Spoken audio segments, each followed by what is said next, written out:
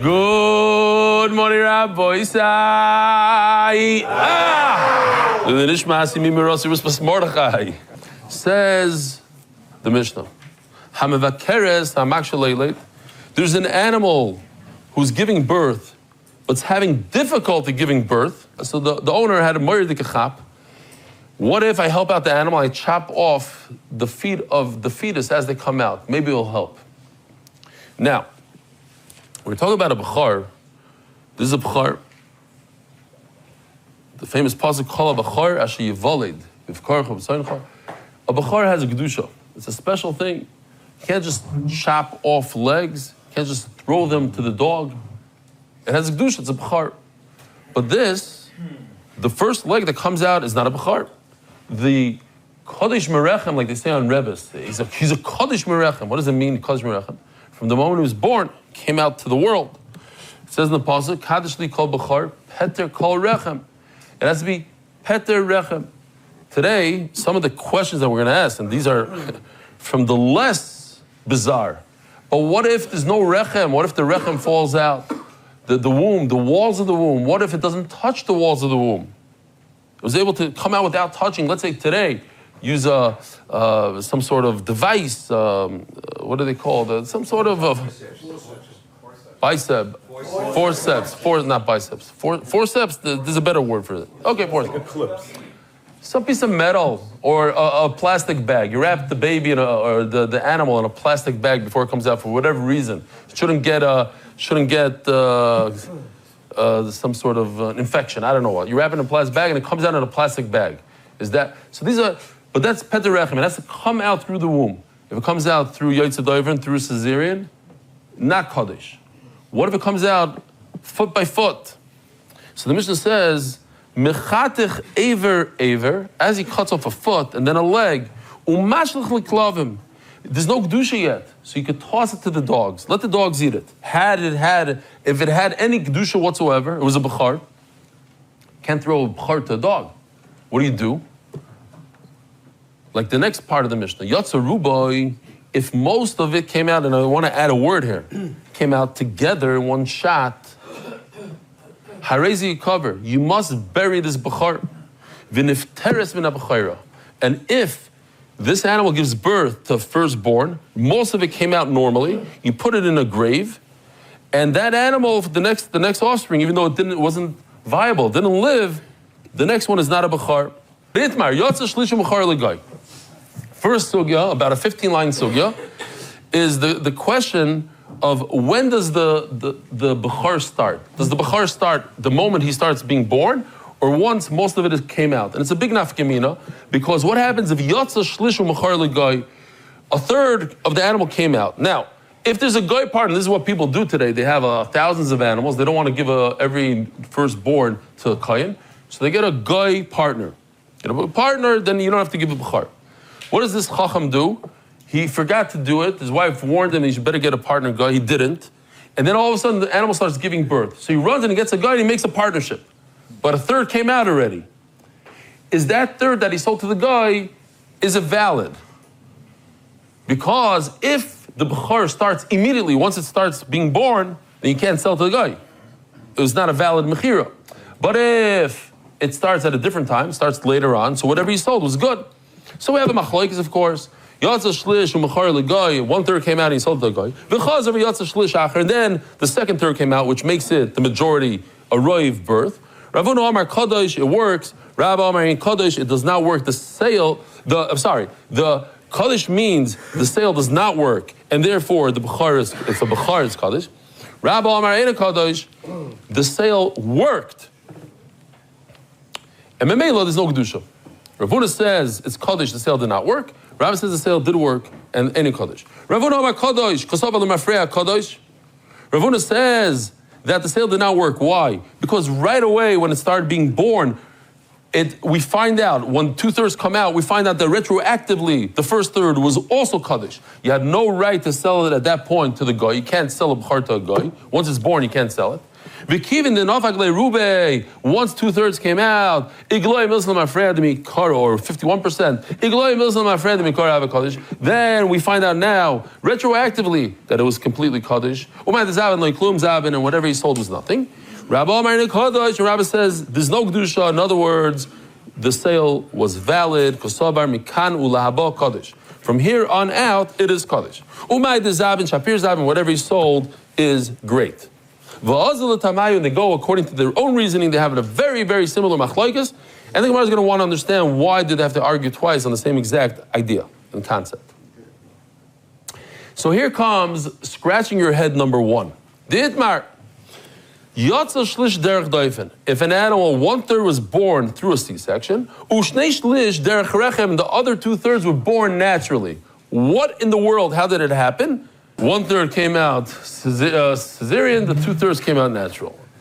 And you had to cut one part off. Although some Rishonim say no, they cut from the cesarean all the way to natural. Okay, whatever it is. Ravuna Amar in a Kaddish, Rabbi Amar Kaddish. Ravuna says there's no Kedusha. Why? Because the first 2/3 that came out, one of them was a Yotze Daifen. It was you start from all the way in the beginning. You go retroactive. Ravuna Amar Eina Kadosh. There's no Kedusha because we have to cast. Sorry. The one Ravuna says Eina Kadosh. Why? Because we go backwards to where it started. And it started as a Yotze Daifen, as a Caesarean. Caesarean is not a Bechar. So there's no Kedusha. When you say Kadosh, because I don't care about the first third, that we're going to ignore. We're going to do the last 2/3, and that was a natural birth, so it's a good Bechar. Just, if you pay attention, and I'm going to show it to you in a second, they're saying the same svara, but it comes out at opposite halacha in both cases, and I'll explain. Ravuna holds that you go lemafrei, start from the beginning of the birth, and the first part was not from the womb; it was from cesarean. Rabbi Amar Kadosh, and Rabbi says there is kedusha. Rabbi Tamed Amar Mikanu La'aba Kadosh. You start from here on out. V'ruba derech rechem nafak, and there's 2/3 that came out naturally. U'tzricha. So let me show you this. Make it very simple. We have two cases. We have the case of selling 1/3 of the animal as it's born to a goy. And we have case number 2 is that 1/3 of the animal came out with a cesarean. Now, if you say the mikan ulahaba, that when you sell to a goy 1/3, okay, it was a great sale, and you start from here on out to the last 2/3, that's the birth. That means we have a kula over here. If we're going to start from here on out and ignore the first part, this animal is not going to be a bechar. If it's not a bechar, it's a kula. It's green. It's good. It's good for the owner. He doesn't have to give away a bechar. Why? Because the first part that came out was sold to a guy. It was a valid sale. If I say it works, the sale works, that makes it a kula. But I'm using the logic of mikanu lahaba. Whatever I did in the beginning works, and that means it's sold to a guy. So in this case, because I sold to a guy, it turns out to be a kula. But if I use the same exact logic, when there's a cesarean, it comes out of chumrah. Why? Because I'm going to say that whatever came out with the cesarean is nothing. I'm going to focus from here on out. I don't care what I did before, yeah? I'm doing tshuva today. I was a big rush yesterday. Today is from here on out. Because Baruch cares about from today. Today on was a valid birth of a bechar. So it's a real bechar. Using the same logic, all of a sudden I have a bechar. On the first case, using the same logic, I don't have a bechar because I sold to a guy. So one time it's a kula, one time it's a chumrah. So the Gemara says, I would think that perhaps the Manda Omer holds only to be machmer. I want to be machmer myself. So I use the logic of Mekana Laba. But when that logic of Mekana Laba makes it a kula, makes it green, he's not going to use that logic. So maybe I need both cases. When he sells to a guy, the case on the right, Ravuna uses the other logic. That he says, L'mafreya. It works from the beginning. Why? Mishum dilakula. Because mikanu lahaba, just to explain the words, mishum dilakula is you have to add a few things in parentheses. Because the logic of mikanu lahaba is a kula. So he's going to use the logic of chumrah. What's the logic of chumrah in this case? The mafreya. But in the second case of Yatsa, Shlish Medoifen, which is a third was born in the garage over there, in a Caesarea, that when you use Mekano Lahaba, it actually turns into Chumrah. And maybe he will use the logic of Mekano Lahaba. And then we just do the reverse, and then we have a new sugya. And he just says the case of Shlish Doifen, like the one on the left, that's why Rabba uses it, because it's a Chumrah, it's red. But in the case on the right, where it's green, that logic is green, it's a Kula. Maybe he'll agree that you don't use that logic, you use the logic of the Mafreya, which makes it a Chumrah. Okay. So now, but we learned in our Mishnah we just read that what? If an animal is trying to give birth and having a tough time, you cut off every leg as it comes out and you throw it to the dogs. You can pile it up. You don't have to, it's a process. It's going to take him 2 hours. One leg comes out, cut it. You don't have to run to the dog and give it to him. Put it on a pile. When you have a bunch of legs, then you take them all and give it to the dog. But if the Kedusha goes retroactive, it works retroactively, you cover him in Bailey. How come he doesn't have to bury it like the guy buried the Kaddish Merechem over there? If he has a certain amount and you find out later that this was a Bechar, doesn't a Bechar require burying? If you don't know that it's a Bechar, you had one leg, it's not a Bechar, it doesn't have the Kedusha of the Bechar, not that you don't know. It doesn't have the Kedusha of the Bechar, so you gave it to the dog. But now that you have a significant amount, and you're using retroactive over here, and retroactively you find out that this was a Bechar, you have to bury it. So Gemara tries to say, we're talking about a case where he never left it, not that but this is the pshat. He never had enough that was going to cause a problem, because every time he cut a leg, he gave it to the dog. No, but what if he didn't? What if he didn't give it right away to the dog? He had a pile of legs and feet. So he has to bury it? Of course, he has to bury it. So how come it doesn't say it in the Mishnah? Say a more ridiculous case, 2 cases. One case, as I'm cutting, I give to the dog, but if I leave a nice, significant pile, I can't give it to the dog, I have to bury it. The Mishnah doesn't say that. The Mishnah says, and if most of it was born in one shot, then you have to bury it. I have a much better chiddush. The same exact case that you said that you could give to the dogs, that's only if you give it to the dog piece by piece by piece. But if you have a pile of legs, you can't give it to the dog, it's too late. It has Kedusha now. That pile becomes Kaddish retroactively and you have to bury it. Why does it, what? That's literally the words. Why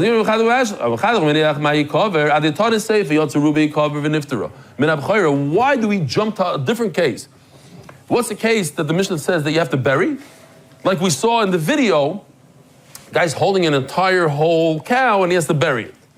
That shouldn't be the case. I have a much better case within our case. Live like listen to the in the same case that a person is cutting off limbs, there's a case that you can give it to the dogs, and there's a case you can't give it to the dog. Much bigger chiddush.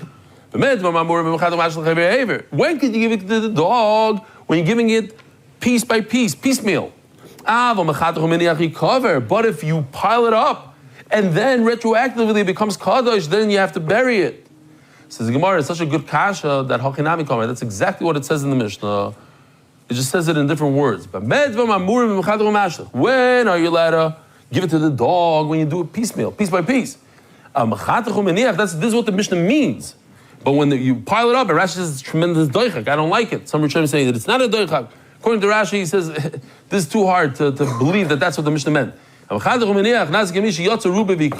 if you cut it up and you leave it there, that's why it says the next case that, if most of it came out, you have to bury it, meaning, not that if most of it came out, if you keep the same case of piecemeal, but you didn't give it to the dog, it's piece by piece by piece, and it pile up, then you have to bury it. All right, Rabbi Isai, here goes a bunch of kashas, gishmakas stuff, really good stuff. This particular one, if we didn't have a chart, it would be hard in the words, but we have a gewaltige chart, it's very, very easy. When you have an entire animal, do we view the animal as the majority, and we don't care about each limb and each organ, or we have to care about organs and limbs? What does that mean? Hey, Chidami, what's the case? So we have basically only 2 cases. Here's an animal that was born. Here, boom, it's being born, boom. Now, take a look over here. 51% of this animal was born.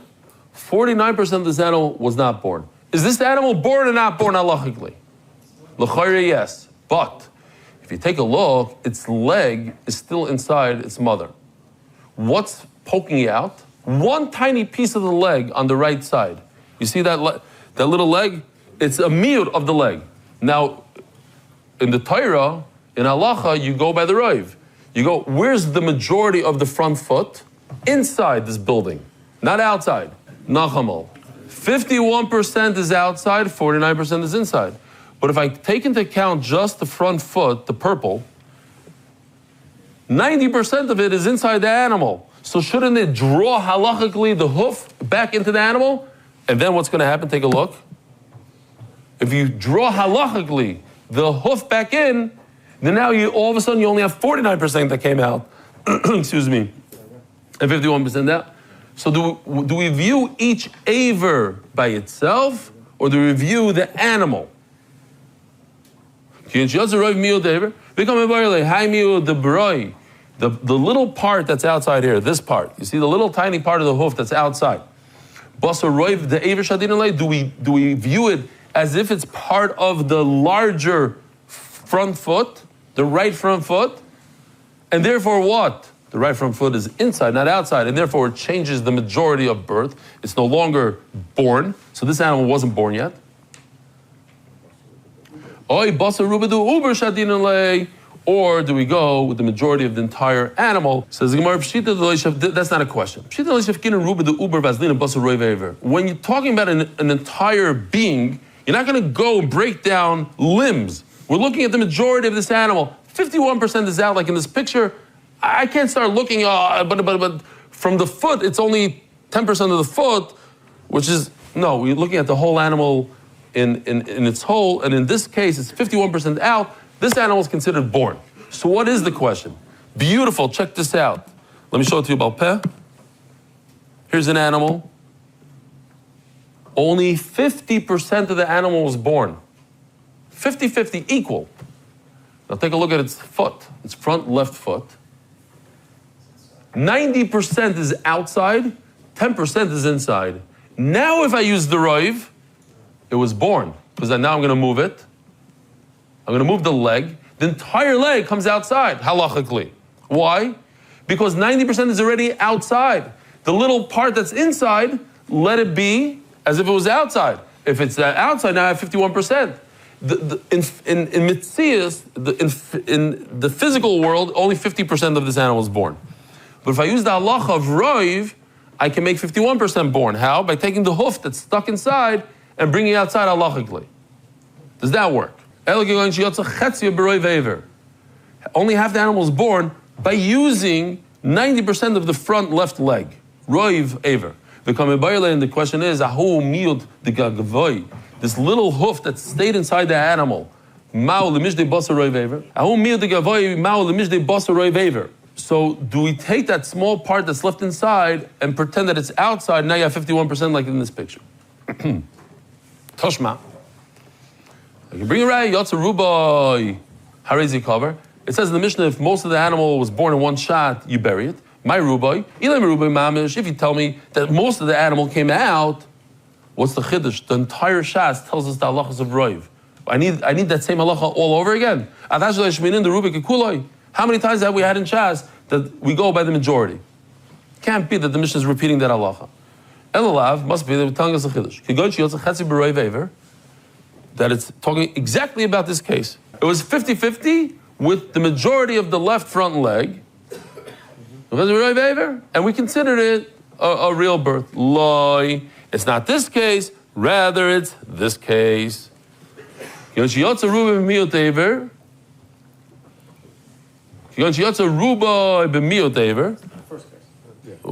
the first case? Yeah, this one. You have 51% only with the hoof.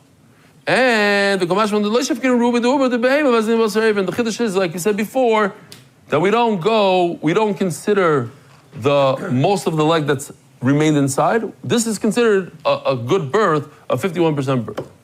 We're talking about Chatzitza now. Torah says, let's go back to the pasuk. Torah says, Peter kol rechem, that an animal, in order to be a bechor, kazli kol bechor, has to come out of the womb. What if it came out in a plastic bag?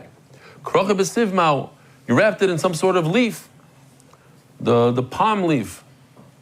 They take out these words, but talisi ma'u, because it's mamish the same exact question. In other words, a plastic bag. We have this today. B'shel yasi ma'u, a natural bag called amniotic sac. So he says, what do you mean? B'shel yasi urchiu. That's how an animal's born, in the sack. No. Ela b'shel yacheres. You took a plastic bag from your cabinet, or you took a sack from another animal. What if a woman who's helping this animal give birth, she used her hands, so her hands create a chatzitza. The animal's not touching the walls of the womb. Taisa says a phenomenal thing here. He says it's not talking about a woman. It's talking about his sister. The animal had a twin sister, and the twin sister wrapped herself around her brother, and the brother came out without touching the walls of the womb because the chatzitza was caused by another animal. So he goes through because he doesn't like Rashi's pshat. Hey chidami. So what's going on here? Before this woman touched, there had to be a beginning of a birth. If the head came out first and the woman didn't touch it, patarti, then that is the birth. We learned yesterday that the birth of a head is a birth. It came out feet first. Says Gemara, here goes the most interesting question in all of Shas. Bla'atu chulda v'yitziatu ma'u.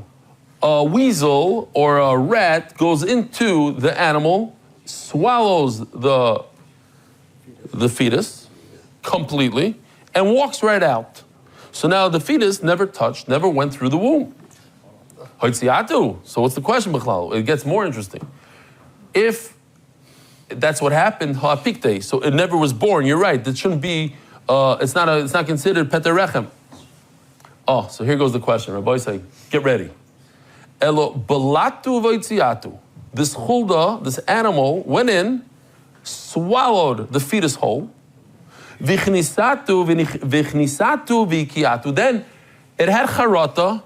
Somebody gave him musar. He says, okay, v'heishiv v'sagzela. Let me go. Put it right back where I got it. He went out. The animal's outside of the mother, went back into the mother, spit him up in there, and then the mother gave birth. Yotza me'elav ma'u. So Taisus and Ksubas Davdal brings this as the most bizarre. He doesn't say the most bizarre. He says, listen, sometimes in Shas you'll see things that don't make any sense, and it's there for you to learn Torah.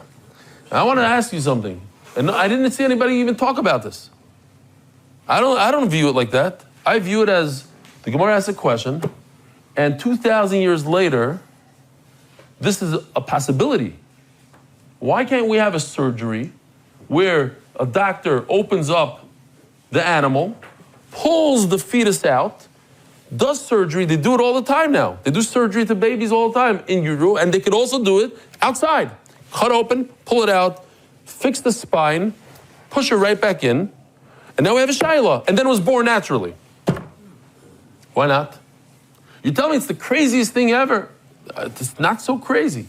This case is not brought down in Shulchan Aruch, but maybe we could apply something from this Gemara to reality, today's reality. No, I didn't see anybody even talk about it. It's crazy. This case, no, I'm saying, yeah, because they didn't have that day. The point of these cases, the point of all these crazy cases that we have in Shas, my point is, we're giving us Gdarim. It's to give us Gdarim. Not in this case, you're right. So he's saying it never happened in the world, this case, and the next case coming up. Never happened. But perhaps it could apply. Even the next case now I'm thinking, it could apply today. How? If Yotza Meila, what's the problem? Why shouldn't it be Kodesh Merachim? It's Yotza Meila. No, but it was already born. It was born. No. What is the definition of born? Maybe this particular animal was born once. 3 days ago it was born. Just because it was born again? Here, let me give you another case, similar. Listen to this. Hidbik shtei rechamim v'yotza mizeh v'nichnas lezeh. Another case that Taisus brings as a raya that Rabbi Isai, Listen to this. So I don't know if this is okay, but I brought, the artist didn't do this. I threw this in because I thought it's mamish tzuga pasta this sugya. We had this mamish 3 days ago. This is rechem lerechem. If Pasha moved from one womb to the other, so what's the shaila? But Rabbi say, pay attention, this case, there was 100%, not this one, there's 100% birth on the left one. The Gemara doesn't even ask that. That is a birth. It came out of the womb. But it inserted itself in womb number 2 and then it came out. Could it be a b'char for the second animal? The first animal is pashat, it was a birth through a womb. It left the one on the left. What are you looking at me, Mendy? That's what the Gemara says in Mefurish. Look at this. Two wombs attached to each other. Didei Patar, the first one. Didei Patar, his real mother. She's Patar, she already gave birth. The Lavdidei Loi Patar, and the one on the right, it's not his mother. Not. Or the Lavdidei Nami Patar. Maybe one animal could pater 2 different animals. So today, I was just thinking this aloud. Today, you could maybe transfer a pregnancy. You have surrogate. They take it out. Yeah. It dies and puts it in another womb. I don't know that that's possible. Did that ever happen? But they have a surrogate mother. Today they have the Muslim surrogate. Okay, we don't have this exact case yet, but perhaps we start thinking it's 2026. They do crazy things with medicine. Teiku. Niftechu kosli beis harechem ma'u. Does the animal have to touch the actual womb? What if it widened up and the animal pops out without touching anything? Is it the ear space? And then there's a pet rechem. Or dilma negias rechem mikatcho, it has to touch the rechem v'leka, and there isn't. All these are cases that, don't ask me, some of them I don't understand completely, or at all. I'm saying it. But we're trying to learn here. What if the actual walls of the womb were cut out? Nekru, they're gone. Nekru, holesno, what's the shaila? There's not a b'char. There has to be walls of the womb. Elo nekru v'tolei b'tzavari ma'an. So Yoshi did a whole beautiful thing here for this sugya. I'm not going to show you the whole thing yet, because I don't want to ruin it. But let's say these are the walls of the womb, right here, the blue. And it went from this to this. Okay? That's what the Gemara says. V'tolei b'tzavari. The wall, it was wrapped around like a scarf around its neck. Do the blue walls, if they're in their natural place, then they give kedusha to the b'char. Wrapped around the shoulders, nothing. Perhaps it doesn't give kedusha. The bottom line, there's a wall there. So here, this is what he did it for. If you have this, and check this out, the blue disappears. Now you're touching something that we asked the question. The boy Reb Zera. Where do we have the sugya of boy Yisai boy merubal aparot? In Sukkah. Where else? Erevin. Where else? In Klayim. In Nichas Klayim, parts merubal oime with the graves and this. Fine. But the idea is there that what? V'yotza derech parts. Look at this. Part of the wall is missing, and he came out through the part that's missing. But there's walls of the rechem. They're still there. Or parts, that's oimin meruba. Most of the walls are intact. Most. 90% are intact, part not. But here's the opposite case. Parts meruba oimin, most of the walls are not intact. They're gone. And where did he come out of? He went out through the part that's still standing. So the Gemara says, I'll tell you, in both of these cases, take a look, there's still walls standing. This walls are standing, here are walls standing, but there's walls. But in this case, where the blue is gone completely, that we never had a shaila, of course, it's not a b'char. Now, much easier stuff, daf ayin omad beis, says the Mishnah. We have an animal who's pregnant, and the fetus died. So let's go through this Rabbi side. Let's do it again, real quickly. We got to get clear with this. There's a bilbul. There's something called Shmoyne Shratzim. People were talking to me after Shir yesterday. After I said the whole thing, they came over to me with questions, new guys. Hopefully, most of us know this, but let's do Chazarah. Something called Shmoyne Shratzim, the give of Tumah.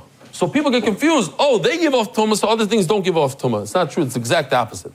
Every animal in the world gives off tumah when they die, including kosher animals. So a dead sheep that wasn't shechted gives off tumah. A dead cow that wasn't shechted gives off tumah. A dead horse, tumah. Dead dog, tumah. Dead cat, tameh. A shechted sheep, a shechted cow don't give off tumah because the shechita works. Dead pig, tameh. Dead horse, tameh. Dead snake, not tameh. Not tameh. Not tameh, not tameh. That's why you got to do that for your rabbi. Why? Because the snake is a sheret. And only the 8 shrotzim are matama, not the 9th and the 10th. That's the thing. Okay. But that's not a get to us 100%, a little bit. So it says like this, what if you have an animal that's dead, a dead animal is tameh. So the shepherd stuck his hand into the animal's body and touched the dead animal. Tameh or not? No. You know why? Because what if you shech the mother? Are you allowed to eat the dead animal? It was dead. It was dead inside. Are you allowed to eat it? Yeah. Yes, it's still a ben pekua.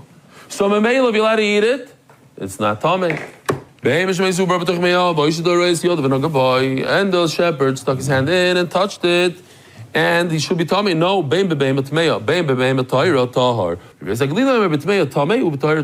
if a shepherd touches a dead fetus, it depends. If the animal is a cow, tar. If the animal is a pig, is a donkey, tameh. My time is the Tanakama. Why does Tanakama hold that if you touch a behemoth tmeya in euro, the fetus that's dead, you're not tameh? If this dead fetus you're allowed to eat later after you shech the mother, so certainly the shechita should get rid of the nevela part. It's not a nevela. That's very good. If it's a kosher animal, they do shechita. How do you know? Oh, behema. Oh, makro. It says in the same pasuk. I put it in red because that's talking about a behema tmeya.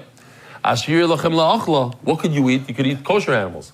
But the part before that, is talking about the non-kosher animal. So that gives us a hekesh. It's the same pasuk. We can learn one from the other. So I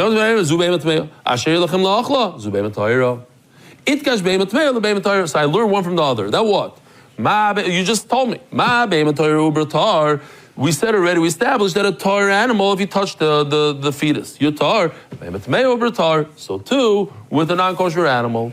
Rabbi Yosef Aglili, my taima. Why does Rabbi Yosef say that only on a non-kosher animal it's tameh? So he learns from a pasuk.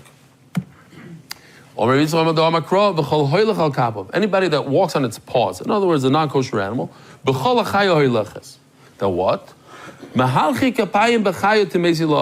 So if they were live, they're tameh. So too, when they're a dead fetus, they are tameh the nevela. Ask the Gemara, Elama'ata kolut b'mei para, the famous this guy, or he did better. This guy as a fetus. In other words, his feet are not split. He doesn't have split hooves. He just have those 2 toes, but they're not split. We already established that this guy, this camel-looking animal that doesn't have split hooves, is kosher when it's a fetus. It should be tameh according to what you said. Why? He has paws. He doesn't have split hooves. So he should be also to eat. So the Gemara, when did I say that it's also when he's inside an animal that has 4 feet? But guess what? The a cow is actually a 4x4 or 4x8, whatever you want to call it. Every one of its feet is split. So he has 8 legs, not 4. So it's different. That's why he's mutter. So, okay, so I'll roll with that, but the problem is, what about this case?